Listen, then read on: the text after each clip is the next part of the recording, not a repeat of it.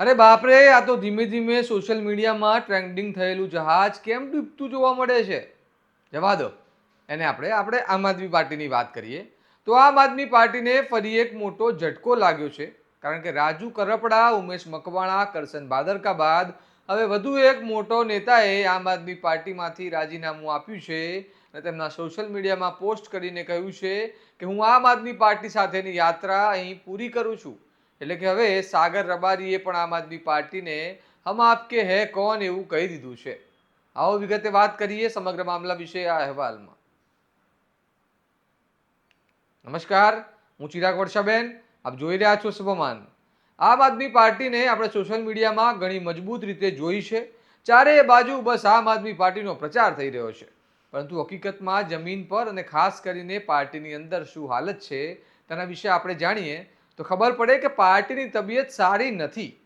કારણ કે આમ આદમી પાર્ટી સાથે તેમના દિગ્ગજ નેતાઓ સંબંધો તોડી રહ્યા છે અને પાર્ટીની તબિયત આઈસીયુમાં પણ સિરિયસ થઈ ગઈ છે.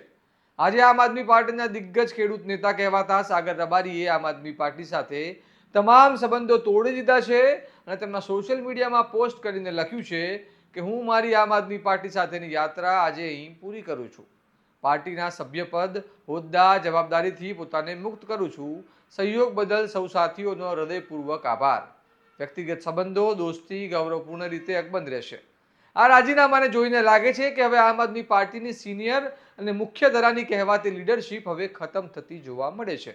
જોકે પાર્ટી છોડતી વખતે સાગર રબારીએ પાર્ટી પર કોઈ આક્ષેપ લગાવ્યા નથી.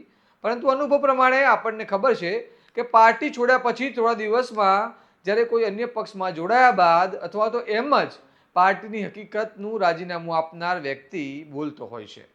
તેમ હવે સાગર રબારીએ રાજીનામું તો આપ્યું છે. હવે તેનું કારણ શું છે, કોઈનાથી નારાજ છે કે અન્ય કોઈ કારણ છે, તે સવાલો હાલ ચાલી રહ્યા છે અને જોવાનું રહ્યું કે તેઓ આ મામલે શું ખુલાસો કરે છે. પરંતુ આમ આદમી પાર્ટીના કપરા દિવસો ચાલી રહ્યા છે તે આજના સાગર રબારીના રાજીનામાથી પણ સ્પષ્ટ થઈ ગયું છે.